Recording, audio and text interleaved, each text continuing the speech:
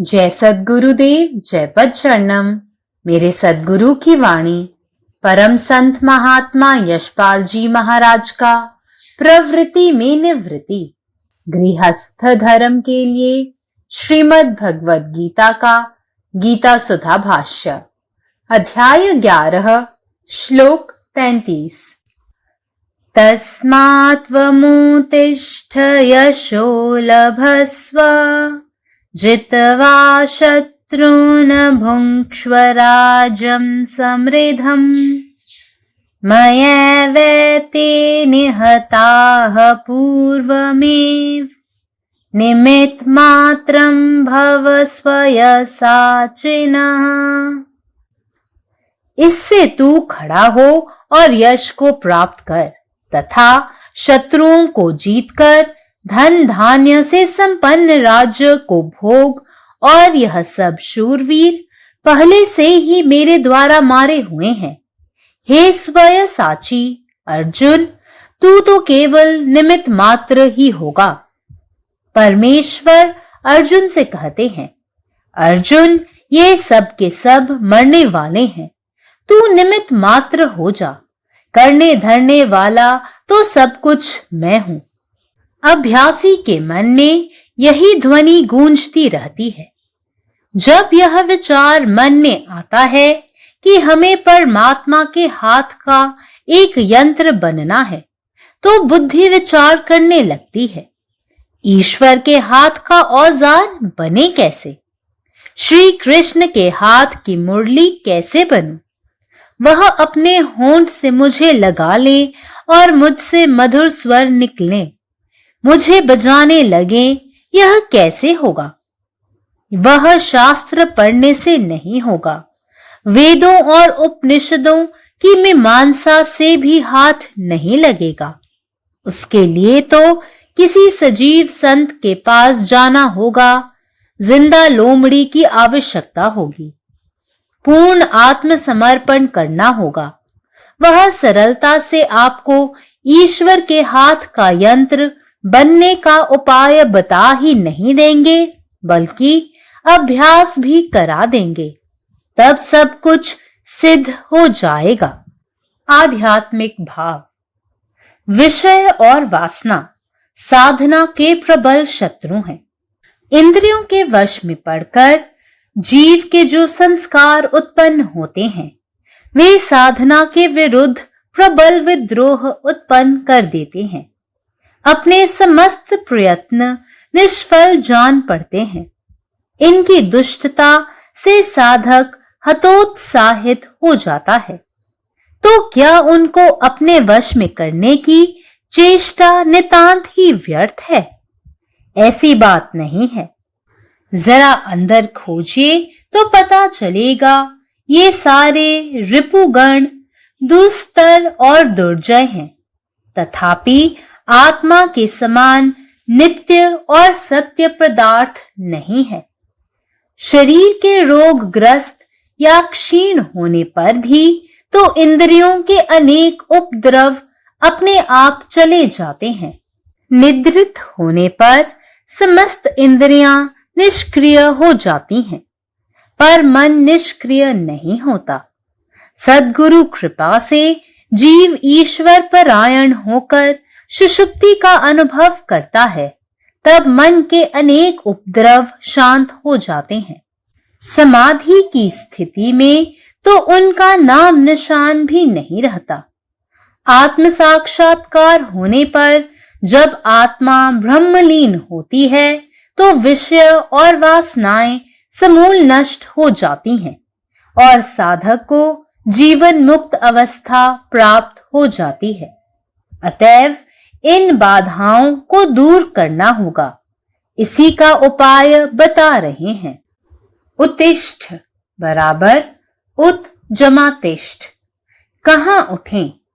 ऊर्ध्व में उठना पड़ेगा। प्राण को सहस्रार में बिठाना पड़ेगा।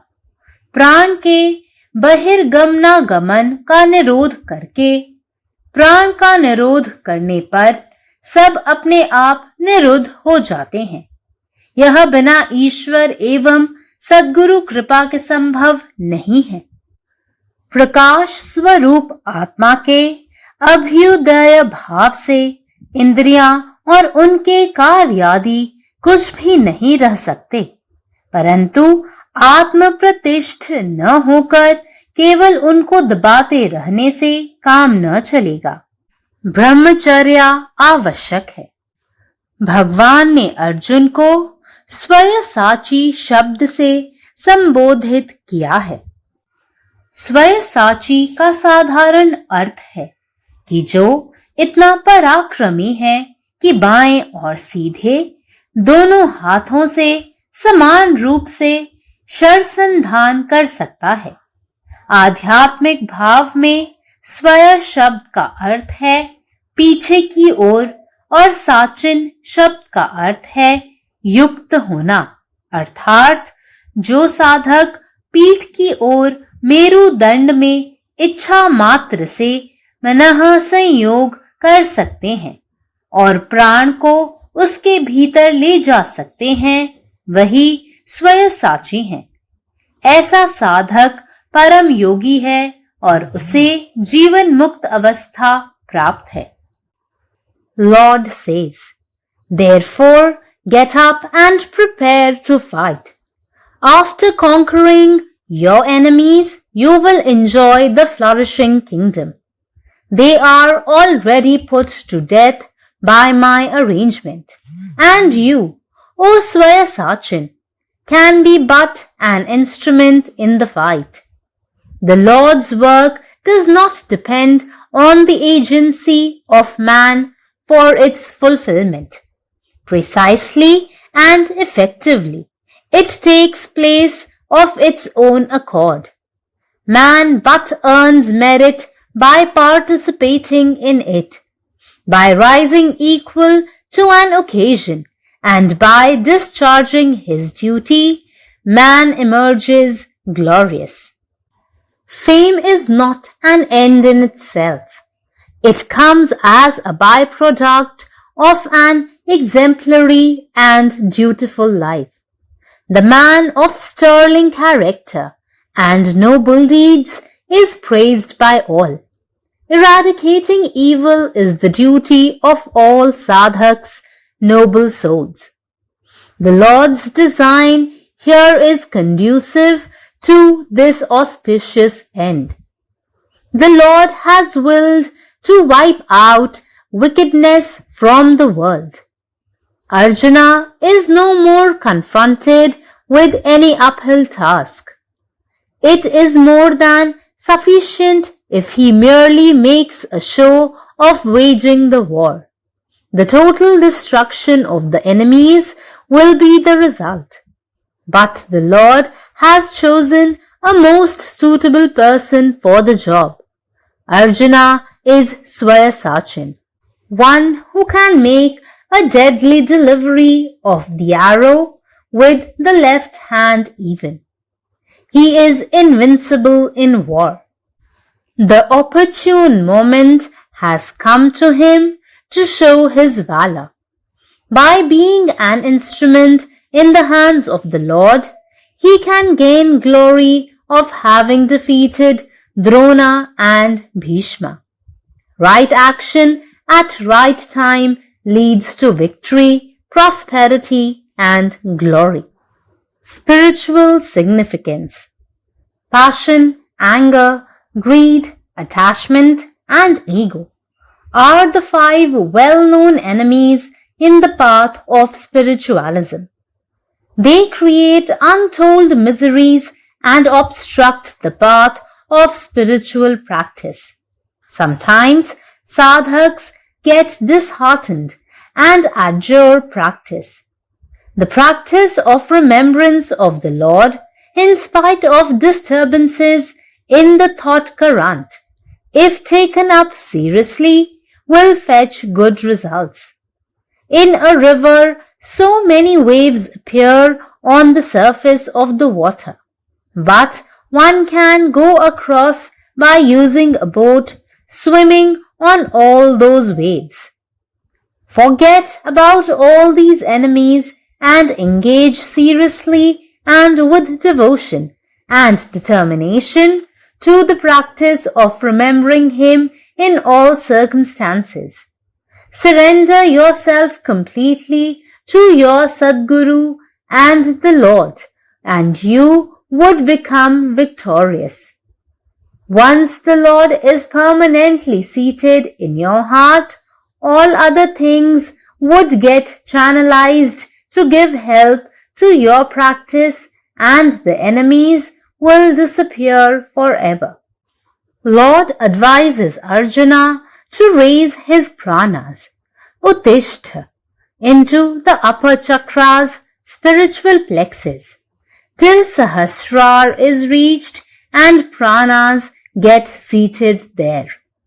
This cannot be achieved without the kind Shaktipat of the Sadguru and benevolence of the Lord. When the mind becomes thoughtless, something is achieved. Pranas are automatically lifted to upper chakras. Lord has called Arjuna as Swayasachin. In spiritual language, Swaya means at the back and Sachin means well established. A sadhak who has got his Hiranyagarbha pierced and entered the gate of the saints, and who can, after controlling his mind and at will, command his pranas into the Meru Danda, spinal cord, is the one who has achieved Jivan Mukt Avastha, liberated soul while living in the world. Om. जय गुरुदेव, जय पदशरणम. अध्याय 11 श्लोक 33. तस्मास्त्वमुत्तिष्ठ यशो लभस्व जित्वा शत्रुभुङ्क्षस्व राजसमृद्धम मयेवैत निहताः पूर्ववेह निमित्रमात्रं भव सव्यसाचिनः. हे अर्जुन, या प्रकारे तू उभा राहा आणि कीर्ती मिळव. तुझ्या शत्रूंवर तू विजय मिळव आणि वैभवशाली राज्याचा उपभोग घे. आणि हे सर्व योद्धे तर मी आधीच मारलेले आहेत. हे सव्यसाची अर्जुना, तू केवळ एक साधन बनशील. देव अर्जुनाला म्हणतात, अर्जुन, ते सर्व मरणार आहेत. तू केवळ एक निमित्त म्हणून साधन बन. मीच सर्व काही करणार आहे. हा ध्वनी साधकाच्या मनात घुमतो. जेव्हा देवाच्या हातातील साधन बनण्याचा विचार मनात येते, तेव्हा मन चिंतन करू लागते. मी देवाच्या हातातील साधन कसे बनू शकेन? मी भगवान श्रीकृष्णाच्या हातातील बासरी कसा होऊ शकेन? ते मला त्याच्या ओठांनी स्पर्श करताच माझ्यातून मधुरनाद कसा निघेल आणि मला ते वाजवू लागतील. हे धर्मग्रंथ वाचून होणार नाही किंवा वेद आणि उपनिषदांचे विश्लेषण करूनही शक्य होणार नाही. त्यासाठी तुम्हाला एखाद्या जिवंत संत महात्म्याकडे जावे लागेल. तुम्हाला एका जिवंत कोल्ह्याची गरज लागेल. तुम्हाला सत्वाला पूर्णपणे समर्पित करावे लागेल. ते तुम्हाला देवाच्या हातातील वाद्य बनण्याचा मार्ग केवळ सहजपणे सांगणारच नाहीत, तर त्याचा अभ्यास कसा करावा हे देखील शिकवतील. मग सर्व काही साध्य होईल. आध्यात्मिक भावना, इंद्रिय इच्छा आणि वासना हे आध्यात्मिक साधने सर्वांचे मोठे शत्रू आहेत. इंद्रियाच्या नियंत्रणाखाली असलेल्या व्यक्तीमध्ये निर्माण होणारे संस्कार ते आध्यात्मिक साधने विरुद्ध तीव्र बंड निर्माण करतात. सर्व प्रयत्न व्यर्थ वाटतात. त्यांची दुष्टता साधकाला निराश करते. तर मग त्यांना नियंत्रित करण्याचा प्रयत्न करणं पूर्णपणे व्यर्थ आहे का? तसे नाही. फक्त स्वतःमध्ये शोधा आणि तुम्हाला आढळेल की हे सर्व शत्रू कठीण आणि अजिंक्य आहेत. तरीही आत्म्या इतके शाश्वत आणि सत्य असे दुसरे कुठलेही अस्तित्व नाहीच. शरीर आजारी किंवा अशक्त असले तरी इंद्रियांचे अनेक विकार आपोआप दूर होतात. झोपेमुळे सर्व इंद्रिय निष्क्रिय होतात, पण मन निष्क्रिय होत नाही. सद्गुरूंच्या कृपेने जेव्हा आत्मा ईश्वराला शरण जातो आणि गाढ झोपेचा अनुभव घेतो, तेव्हा मनाचे अनेक विकार शांत होतात. समाधीच्या अवस्थेत त्यांचा लवलेशही शिल्लक राहत नाही.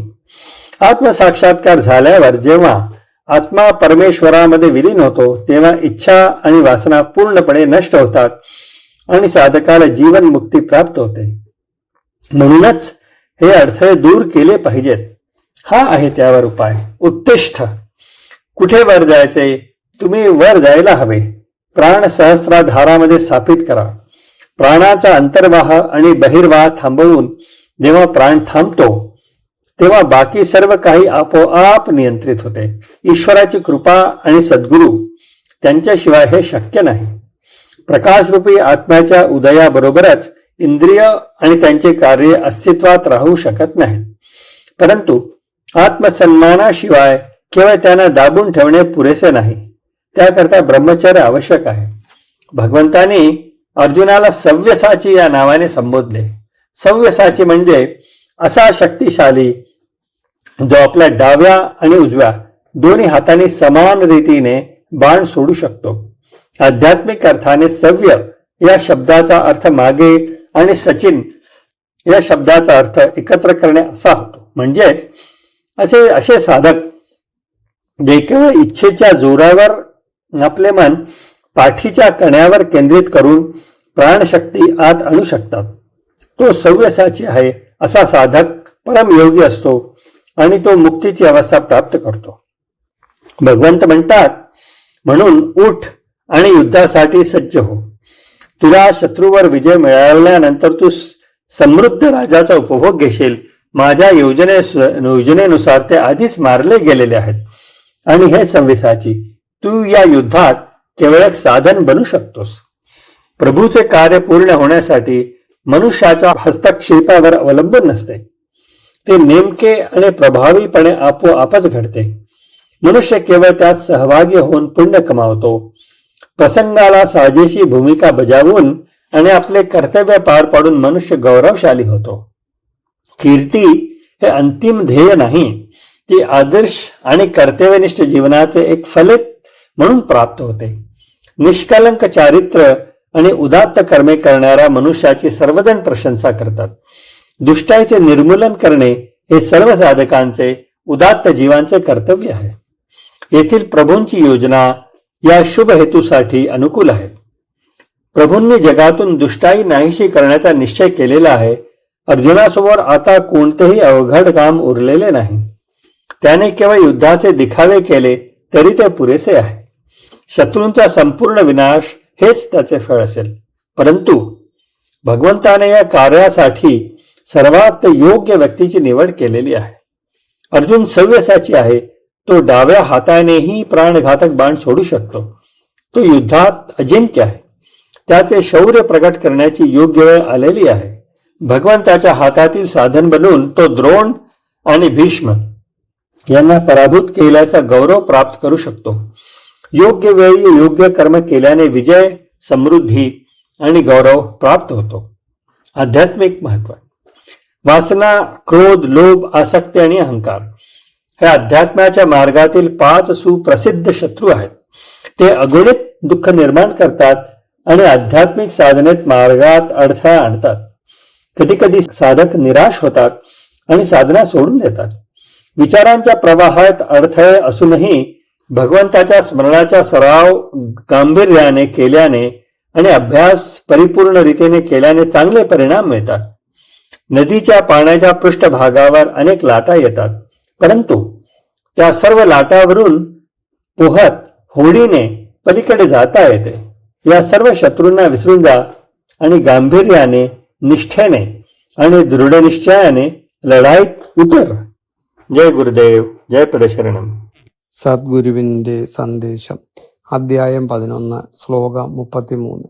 തസ്മാത്വമുത്തിഷ്ഠ യശോ ലഭസ്വ ജിത്വാ ശത്രുൻ ഭുങ്ക്ഷ്വ രാജ്യം സമർത്ഥം മയൈവൈദേ നിഹതാഹ പൂർവമേവ നിമിത്തമാത്രം പവസവ്യസാചിൻ. അതുകൊണ്ട് അർജുന, നീ എഴുന്നേറ്റ് യശസ് നേടുക. ശത്രുക്കളെ ജയിച്ച് സമൃദ്ധമായ രാജ്യം അനുഭവിക്കൂ. ഈ വീരന്മാരെല്ലാം എന്റെ നിശ്ചയപ്രകാരം മുമ്പേ തന്നെ മരിച്ചു കഴിഞ്ഞു. ഹേ അർജുന, നീ വെറും ഒരു നിമിത്തം അഥവാ ഉപകരണം മാത്രമാവുക. പരമേശ്വരൻ അർജുനനോട് പറയുന്നു, ഹേ അർജുന, ഇവരെല്ലാം മരിക്കേണ്ടവരാണ്. നീ അതിന് വെറും നിമിത്തം മാത്രമാവുക. ചെയ്യിക്കുന്നത് ഞാൻ തന്നെയാണ്. ഒരു അഭ്യാസിയുടെ മനസ്സിൽ ഈ ചിന്ത എപ്പോഴും മുഴങ്ങിക്കൊണ്ടിരിക്കും. ദൈവത്തിന്റെ കയ്യിലെ ഒരു ഉപകരണമായി തീരണം എന്ന ചിന്ത ഉദിക്കുമ്പോൾ അത് എങ്ങനെ സാധ്യമാകും എന്നവൻ അന്വേഷിക്കുന്നു. ശ്രീകൃഷ്ണന്റെ കയ്യിലെ വേണുവാകാൻ എങ്ങനെ കഴിയും? അവിടുന്ന് എന്നെ തന്റെ അധരങ്ങളിൽ ചേർത്ത് മധുരസ്വരം പുറപ്പെടുവിക്കാൻ എങ്ങനെ സാധിക്കും എന്ന ചോദ്യം ഉയരും. ഇത് ശാസ്ത്രങ്ങൾ വായിച്ചോ വേദ ഉപനിഷത്തുകൾ പഠിച്ചോ മാത്രം ലഭിക്കില്ല. അതിന് ജീവിച്ചിരിക്കുന്ന ഒരു സദ്ഗുരുവിനെ ശരണം പ്രാപിക്കണം. പൂർണ്ണമായ ആത്മസമർപ്പണം നടത്തണം. അത്തരം സദ്ഗുരു വഴി കാണിച്ചു തരിക മാത്രമല്ല, അതിനാവശ്യമായ ആത്മീയ അഭ്യാസവും നൽകും. അപ്പോൾ എല്ലാം സിദ്ധിയിലേക്കെത്തും. ആത്മീയ ഭാവം. വിഷയാസക്തിയും വാസനകളും ആത്മീയ സാധനയുടെ ശക്തരായ ശത്രുക്കളാണ്. ഇന്ദ്രിയങ്ങളുടെ അധീനതയിൽ ജീവൻ സൃഷ്ടിക്കുന്ന സംസാരങ്ങൾ സാധനയ്ക്കെതിരായി ശക്തമായ പ്രതിബന്ധങ്ങൾ സൃഷ്ടിക്കുന്നു. അപ്പോൾ എല്ലാ ശ്രമങ്ങളും പരാജയപ്പെടുന്നത് പോലെ തോന്നും. സാധകൻ നിരുപാഹിയാകും. എന്നാൽ ഇവയെ ജയിക്കാൻ കഴിയില്ലെന്നല്ല. ആഴത്തിൽ അന്വേഷിച്ചാൽ മനസ്സിലാകും, ഇവ ശക്തരായ ശത്രുക്കളാണെങ്കിലും ആത്മാവിനെ പോലെ നിത്യവും സത്യവുമായവയല്ല. ശരീരം രോഗബാധിതമാകുമ്പോഴോ ക്ഷയിക്കുമ്പോഴോ ഇന്ദ്രിയങ്ങളുടെ ഉപദ്രവങ്ങൾ സ്വയം കുറയും. ഉറക്കത്തിൽ ഇന്ദ്രിയങ്ങൾ നിശ്ചലമാകുന്നു. പക്ഷേ മനസ്സ് പൂർണ്ണമായി ശാന്തമാകുന്നില്ല. സദ്ഗുരു കൃപയാൽ ജീവൻ ദൈവപാരായണത്തിനായി ഗാഠശാന്തി അനുഭവിക്കുമ്പോൾ മനസ്സിലെ കാലുഷ്യങ്ങൾ ശമിക്കുന്നു. സമാധിയിൽ ഇവയുടെ യാതൊരു അടയാളവും അവശേഷിക്കില്ല. ആത്മസാക്ഷാത്കാരത്തിലൂടെ ആത്മാവ് ബ്രഹ്മത്തിൽ ലയിക്കുമ്പോൾ വിഷയാസക്തിയും വാസനകളും സമൂലമായി നശിക്കുകയും സാധകന് ജീവൻ മുക്തി ലഭിക്കുകയും ചെയ്യുന്നു. അതിനാൽ ഈ തടസ്സങ്ങളെ നീക്കേണ്ടതാണ്. അതിനുള്ള മാർഗമാണ് ഭഗവാൻ ഇവിടെ പറയുന്നത്. ഉത്തിഷ്ഠ. ഉത് പ്ലസ് നിഷ്ഠ എന്നത് എഴുന്നേൽക്കുക, അതിലുപരി ബോധത്തെ ഉയർന്ന ആത്മീയ തലത്തിലേക്ക് ഉയർത്തുക എന്ന അർത്ഥവും ഉൾക്കൊള്ളുന്നു. പ്രാണശക്തിയെ സഹസ്രാരത്തിലേക്ക് ഉയർത്തി സ്ഥാപിക്കുക. ഇത് ഭഗവാന്റെയും സദ്ഗുരുവിന്റെയും കൃപയില്ലാതെ സാധ്യമല്ല. ആത്മപ്രകാശം ഉദിക്കുമ്പോൾ ഇന്ദ്രിയങ്ങളും അവയുടെ പ്രവർത്തനങ്ങളും സ്വാഭാവികമായി ശമിക്കുന്നു. എന്നാൽ ആത്മസ്ഥിതി നേടാതെ വെറുതെ അടക്കി വെക്കുന്നത് കൊണ്ട് മാത്രം ഫലമില്ല. ബ്രഹ്മചര്യവും ആത്മനിയന്ത്രണവും അനിവാര്യമാണ്. ഭഗവാൻ അർജുനനെ സവ്യസാചി എന്ന് അഭിസംബോധന ചെയ്യുന്നു. സാധാരണ അർത്ഥത്തിൽ ഇടതും വലതും കൈകൾ കൊണ്ട് ഒരുപോലെ സമർത്ഥമായി അമ്പെയ്യാൻ കഴിവുള്ള മഹാവീരൻ എന്നാണ് ഇതിനർത്ഥം. ആത്മീയമായി സവ്യ എന്നത് പിന്നിലെ വഴി അഥവാ മേരുദണ്ഡം അഥവാ നട്ടല് എന്നും സാജി എന്നാൽ അതിൽ ഉറച്ചു നിലകൊള്ളുന്നവരെന്നും വ്യാഖ്യാനിക്കപ്പെടുന്നു. മനസ്സിനെയും പ്രാണനെയും മേരുദണ്ഡിലൂടെ നിയന്ത്രിച്ച് ഉയർത്താൻ കഴിയുന്ന സാധകനാണ് യഥാർത്ഥ സവ്യസാചി. അത്തരക്കാരൻ പരമയോഗിയും ജീവൻ മുക്തനുമാണ്. പരമാത്മാവ് നീ തന്നെ, നിന്റെ ഇഷ്ടം പൂർണ്ണമാകട്ടെ. ജയ് സദ്ഗുരുദേവ്, ജയ് പദശരണം. గీతాసుధ అధ్యాయం 11 విశ్వరూప సందర్శన యోగము శ్లోకం 33. తస్మాత్వముత్తిష్ట యశోలభస్య జిత్వా శత్రూన్ భుంక్ష్వ రాజ్యం సమృద్ధం మయైవైతే నిహతాః పూర్వమేమ నిమిత్త మాత్రం భవసవ్యసాచిన్. అందుచేత నీవు నిలబడు, కీర్తిని పొందు, శత్రువులను జయించు, ధనధాన్యములతో సమృద్ధి కలిగిన రాజ్యమును అనుభవించు. ఈ శూరవీరులందరూ ముందే నాచే చంపబడ్డారు. ఓ సవ్యసాచి అర్జున, నీవు కేవలము నిమిత్త మాత్రమే కాగలవు. పరమేశ్వరుడు అర్జునుతో ఇలా అన్నాడు, అర్జున, ఈ అందరికందరూ మరణించేవారే. నీవు నిమిత్త మాత్రుడు, చేసేవాడు చేయించేవాడు సమస్తమే నేనే. నేను భగవాన్ చేతిలో యంత్రంగా తయారు కావాలని అభ్యాసి మనసులో భావాలు ప్రతిధ్వనించినప్పుడు అతని బుద్ధి ఆలోచించడం ప్రారంభిస్తుంది. భగవాన్ చేతిలో పనిముట్టుగా ఎలా మారాలి, కృష్ణుని చేతిలో మురళిగా ఎలా తయారు కావాలి, అతడు తన పెదవులతో నన్ను తాకాలి, నా నుండి మధురధ్వని బయటకు రావాలి, నన్ను ఆయన మోగించాలి. ఇది ఎలా జరుగుతుంది? ఇది శాస్త్రాలు చదివితే జరగదు. వేదాలు ఉపనిషత్తులు మీమాంసచే కూడా చిక్కదు. ఇందుకోసం ఎవరైనా సజీవుడైన సొంత మహాత్మ దగ్గరికి వెళ్ళాలి. బతికి ఉన్న నక్క యొక్క ఆవశ్యకత గలదు. పూర్తి ఆత్మసమర్పణ చేయాలి. ఆయన సులువుగా నిన్ను భగవాన్ చేతిలోని యంత్రంగా తయారయ్యే ఉపాయం చెప్పగలరు. అలా చెప్పడమే కాక అటువంటి అభ్యాసం చేయిస్తారు. అప్పుడు అంతా సాధ్యమవుతుంది. ఆధ్యాత్మిక భావము, విషయాలు మరియు వాసనలు సాధనకు ప్రబలమైన శత్రువులు. ఇంద్రియవశులైన జీవుల్లో ఏ సంస్కారాలు ఉత్పన్నమవుతాయో అవి సాధనకు వ్యతిరేకంగా బలమైన ద్రోహాన్ని ఉత్పన్నం చేస్తాయి. సాధకునికి తన సమస్త ప్రయత్నాలు నిష్ఫలమైనట్టు తెలుస్తుంది. వాడి దుష్టత్వంతో సాధకుడు ఉత్సాహం నశించిన వాడవుతాడు. అయితే అతనికి వాటిని వశం చేసుకునే ప్రయత్నం పూర్తిగా వ్యర్థమైపోతుందా? అటువంటిదేమీ లేదు. కాస్త లోపల వెతికినట్లయితే ఈ శత్రుగణమంతా దుస్తరమైనవి, దుర్జయమైనవి అని అనిపించినా అవి ఆత్మతో సమానంగా నిత్యము మరియు సత్య పదార్థములు కావు అని తెలుస్తుంది. శరీరం రోగగ్రస్తమైనప్పుడు లేదా బలహీనమైనప్పుడు ఇంద్రియాలు అనేక ఉపద్రవములు వాడంతటవే వెళ్ళిపోతాయి. నిద్రించినప్పుడు సమస్త ఇంద్రియాలు నిష్క్రియ అయిపోతాయి. అయితే మనస్సు నిష్క్రియము కాదు. సద్గుణ కృపచే జీవి ఈశ్వరపరాయణ అయినప్పుడు సుషుప్తి అనుభవం పొందును. అప్పుడు మనసు యొక్క అనేక ఉపద్రవములు శాంతిస్తాయి. సమాధి స్థితిలో వాటి నామరూపాలు కూడా ఉండవు.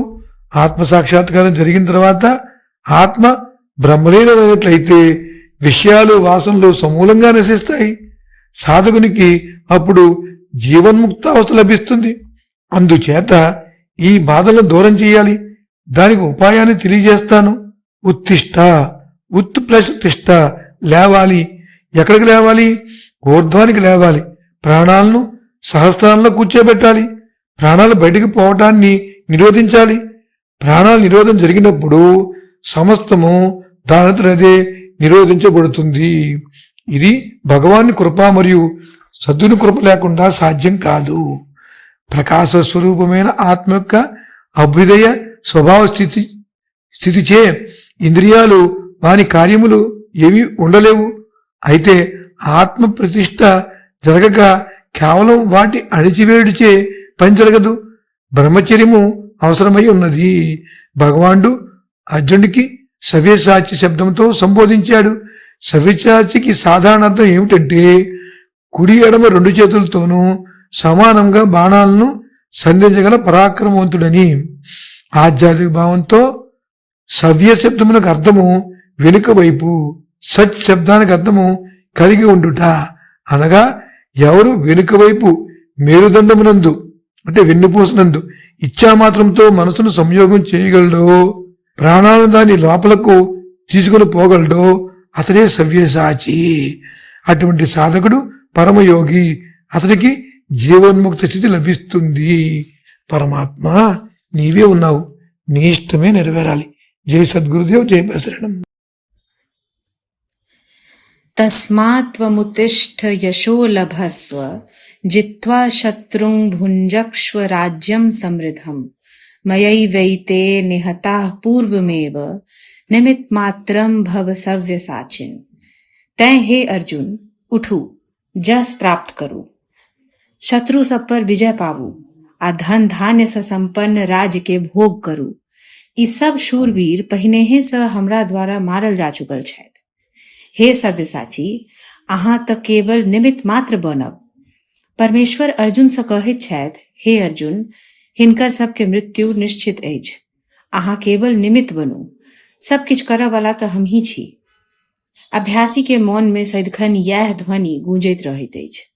जखन मन में ई विचार उत्पन्न होइत अछि जे हमरा परमात्मा के हाथ के एकटा यंत्र बनबाक अछि, तखन बुद्धि विचार करऽ लागैत अछि, हम ईश्वर के हाथक औजार केना बनी, हम श्री कृष्ण के हाथ के मुरली केना बनी।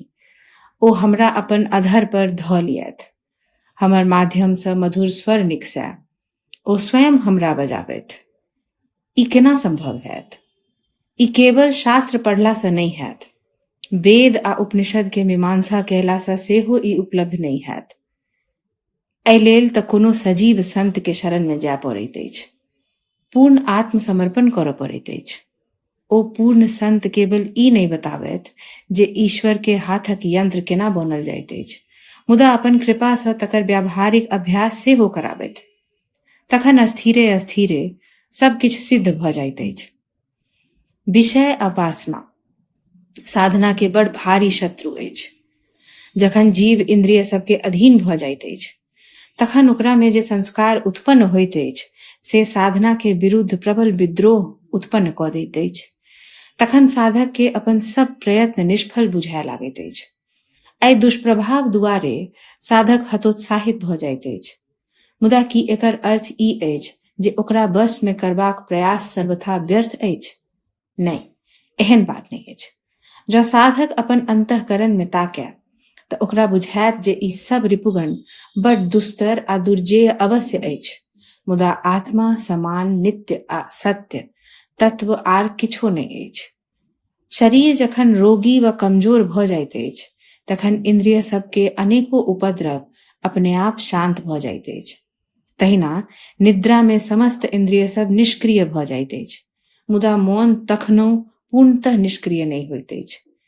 जखन सतगुरु कृपा सँ जीव ईश्वर परायण भ सुषुप्ति के अनुभव करैत अछि तखन मौन के अनेको विक्षेप आ उपद्रव शांत भ जाइत अछि आ समाधि के अवस्था में तऽ ओकर चिन्हारियो नहीं रहि जाइत अछि। जखन आत्म साक्षात्कार होइत अछि आ आत्मा ब्रह्म में लीन भ जाइत अछि तखन विषय आ वासना सब समूल नष्ट भ जाइत अछि। एहि अवस्था में साधक जीवन मुक्ति के प्राप्त करैत अछि। तैं एहि बाधा सबके दूर करब आवश्यक अछि। एकरे उपाय भगवान कहैत छथि, उत्तिष्ठ माने उठू। मुदा कतऽ उठब? ऊपर दिस उठऽ पड़त। प्राण के सहस्रसार में स्थापित करऽ पड़त। प्राण के बहिर्गमन आ आगमन के निरोध कऽ कऽ। जखन प्राण स्थिर भ जाइत अछि तखन आन सब चंचल वृत्ति सब अपने आप शांत भ जाइत अछि। मुदा ई अवस्था ईश्वर आ सतगुरु कृपा बिना संभव नहीं अछि। जखन प्रकाश स्वरूप आत्मा के अभ्युदय होइत अछि तखन इंद्रिय सब आ इंद्रिय सब के समस्त क्रिया सब अपने आप शांत भ जाइत अछि। मुदा केवल आत्म प्रतिष्ठा बिना इंद्रिय सबके दबा कर रखला सँ काज नहीं बनत। एहि लेल ब्रह्मचर्य के पालन आवश्यक अछि। भगवान अर्जुन के सव्यसाची कहि कऽ संबोधित केने छथि। सामान्य अर्थ में सव्यसाची ओ व्यक्ति छथि जे बाम आ दहिना दुनू हाथ सँ समान कुशलता पूर्वक बाण चला सकैत छथि। मुदा आध्यात्मिक अर्थ में सभ्य माने पाछा दिस आ साची के अर्थ अछि युक्त भेनाइ, माने जे साधक अपन इच्छा मात्र सँ मेरुदंड में पीठ दिस मौन के संजोग कऽ सकैत छथि आ प्राण के सुषुम्ना मार्ग सँ भीतर लऽ जा सकैत छथि, वैह वास्तविक सव्यसाची छथि। एहन साधक परम योगी छथि आ हुनका जीवन मुक्त अवस्था के प्राप्ति भ जाइत छनि।